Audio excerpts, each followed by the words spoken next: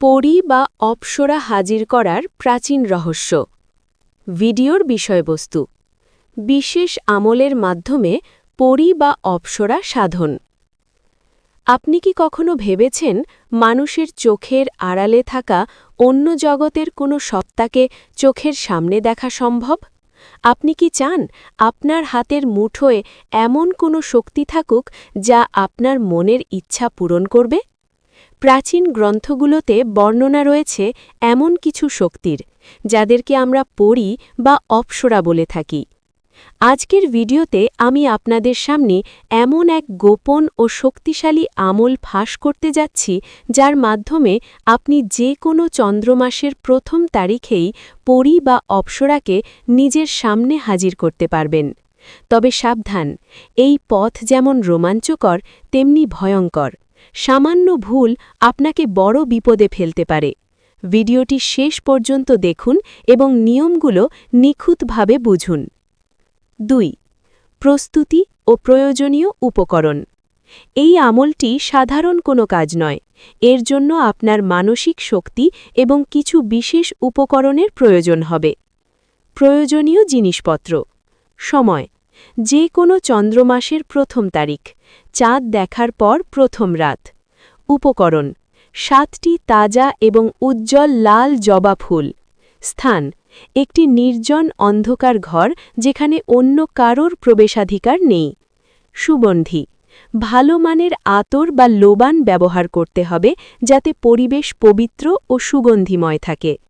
পরিচ্ছদ: সম্পূর্ণ সাদা এবং পরিষ্কার পোশাক পরতে হবে। ৩. আমলের মূল নিয়ম ও পদ্ধতি। এবার মনোযোগ দিয়ে শুনুন আমলের মূল পদ্ধতি। এই পদ্ধতিটি অত্যন্ত প্রাচীন ও শক্তিশালী। ১. চন্দ্রমাসের প্রথম তারিখে এশার নামাজের পর বা গভীর রাতে নির্জন ঘরে আসন পাতুন। ২. আপনার সামনে 7টি জবা ফুল সাজিয়ে রাখুন। ৩. ঘরের বাতি নিভিয়ে দিন।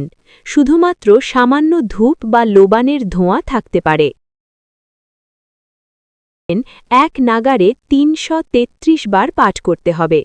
পাঠ করার সময় চোখ বন্ধ রাখুন এবং ওই সত্তার আগমনের কথা মনে মনে কল্পনা করুন।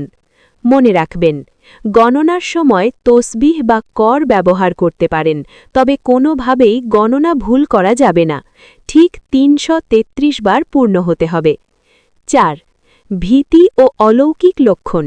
যখন আপনি পাঠ শেষ পর্যায়ে নিয়ে আসবেন, তখন আপনার চারপাশে কিছু অদ্ভুত ঘটনা ঘটতে শুরু করবে।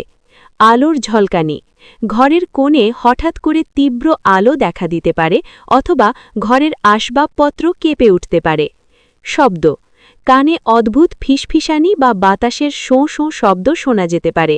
শারীরিক অনুভূতি: আপনার মনে হতে পারে কেউ আপনার পেছনে দাঁড়িয়ে আছে অথবা আপনার ঘাড়ের কাছে ঠান্ডা বাতাস বইছে। সতর্কবার্তা: এই অবস্থায় কোনোভাবেই ভয় পাওয়া যাবে না। যদি আপনি ভয় পেয়ে আমল ছেড়ে দেন বা ঘর থেকে বেরিয়ে যান, তবে হিতে বিপরীত হতে পারে। মানসিকভাবে পাথরের মতো শক্ত থাকতে হবে। ৫. হাজির হওয়া ও চুক্তি।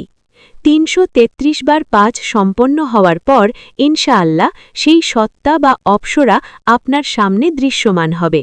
সে আপনার বশ হতে চাইবে। আপনার করণীয়: সে হাজির হওয়ার পর নম্রভাবে তাকে অভিবাদন জানান।